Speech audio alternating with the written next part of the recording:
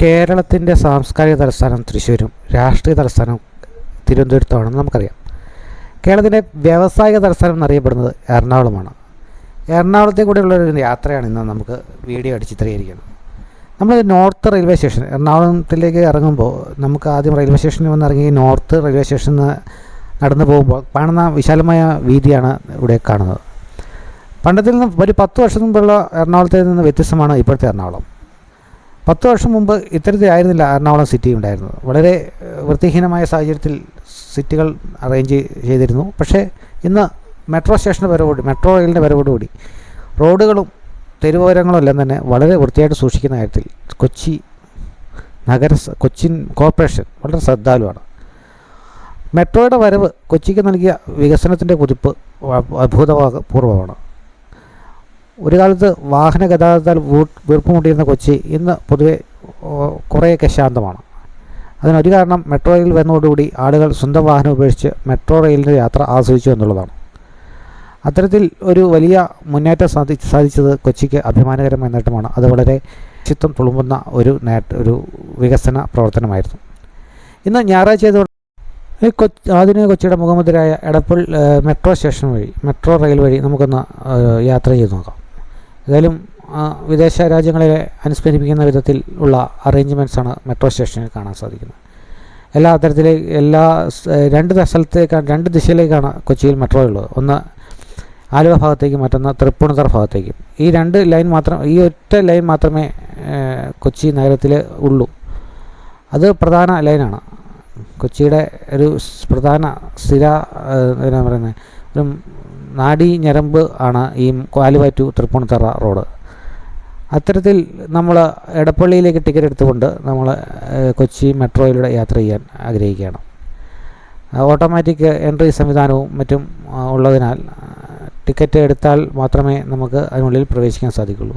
അതിന് മുമ്പ് ബാഗേജുകളൊക്കെ സ്കാൻ ചെയ്യേണ്ടതുണ്ട്. ടിക്കറ്റുമായിട്ട് നമ്മൾ ഓട്ടോമാറ്റിക് എൻട്രി സിസ്റ്റം വഴി ടിക്കറ്റ് സ്കാൻ ചെയ്ത് ഉള്ളിൽ പ്രവേശിക്കണം.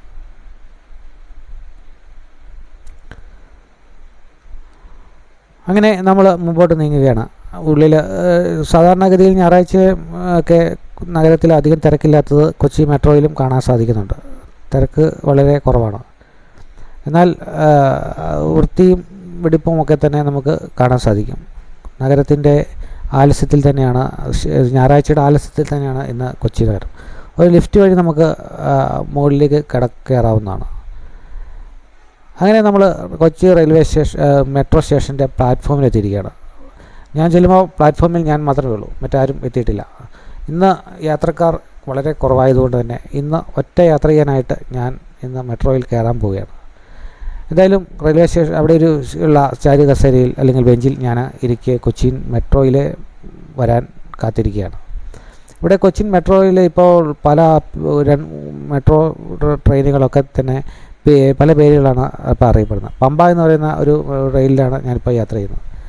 ഈ മെട്രോ റെയിലിൽ കൂടെ നമുക്ക് പുറത്തേക്ക് നോക്കുമ്പോൾ കൊച്ചി നഗരത്തിൻ്റെ വിശാലമായ കാഴ്ചകൾ നമുക്ക് കാണാൻ സാധിക്കും. ചുംബികളായ കെട്ടിടങ്ങളും ഫ്ലാറ്റുകളും മറ്റ് വ്യവസായ സ്ഥാപനങ്ങളും അതുപോലെ തന്നെ കെട്ടിടങ്ങളും വീടുകളും അതുപോലെ തന്നെ വ്യവസായ സ്ഥാപനങ്ങളും കടകളും എല്ലാം തന്നെ കൊച്ചി നഗരത്തിൻ്റേത് നമുക്ക് ഈ മെട്രോയിൽ ഇരുന്നുകൊണ്ട് തന്നെ ആസ്വദിക്കാനായിട്ട് സാധിക്കും. അങ്ങിങ്ങായി നിലനിൽക്കുന്ന ആരാധനാലയങ്ങളും അമ്പലച്ചുംബികളായ ഫ്ലാറ്റുകളും കൊച്ചി നഗരത്തിന് പ്രത്യേകതയാണ്. നമ്മൾ കൊച്ചിയിലെ ഏറ്റവും പ്രധാനപ്പെട്ട ഒരു ഷോപ്പിംഗ് സെൻ്ററായ ലുലു മാളിലേക്ക് പ്രവേശിക്കുകയാണ്. അപ്പോൾ ലുലു മാളിലേക്ക് പ്രവേശിക്കാൻ കൊച്ചി നഗരത്തിലെ ട്രാഫിക് ബ്ലോക്ക് മറികടന്ന് അപ്പുറത്തേക്ക് എത്താൻ അവിടെ തന്നെ ഒരു തുരങ്കം അറേഞ്ച് ചെയ്തിട്ടുണ്ട്. അതായത് നമുക്ക് റോഡ് ക്രോസ് ചെയ്യേണ്ട ആവശ്യമില്ല. ഈ തുരങ്കത്തിൽ കൂടെ നമുക്ക് മെട്രോ സ്റ്റേഷനിൽ നിന്ന് ഇറങ്ങി നമുക്ക് നേരെ അപ്പുറത്തെ മെട്രോ ലുലു മാൾ ഇരിക്കുന്ന സ്ഥലത്തേക്ക് ഈ അണ്ടർഗ്രൗണ്ട് വഴി ക്രോസ് ചെയ്യാൻ സാധിക്കും. അല്ലെങ്കിൽ നമുക്ക് മെട്രോയിൽ റോഡ് മുറിച്ച് കടന്ന് അപ്പുറത്തേക്ക് കടക്കുക എന്നുള്ളത് പ്രയാസകരമായ കാര്യമാണ്. അങ്ങനെ നമ്മൾ അണ്ടർഗ്രൗണ്ട് വഴി പുറത്തെത്തിയിരിക്കുകയാണ്. അപ്പോൾ കാണാൻ സാധിക്കും മെട്രോ റെയിൽ വീണ്ടും നീണ്ടു നിവർന്ന് കിടക്കുകയാണ്. അതിനിടയിൽ കൂടെ എടപ്പള്ളി തൊട്ടിട്ടാണ് NH-66 നാഷണൽ ഹൈവേ ആരംഭിക്കുന്നത്. നാഷണൽ ഹൈവേ ഇവിടെ തൊട്ടാണ് ആരംഭിക്കുന്നത്. മുംബൈ പനവേൽ തൊട്ട് എടപ്പള്ളി വഴിയാണ് NH-66 ആരംഭിക്കുന്നത്. അപ്പോൾ NH-66 ഇവിടുന്ന് ഈ മെട്രോ സ്റ്റേഷൻ്റെ അടിയിൽ നിന്ന് ആരംഭിക്കുകയാണ്.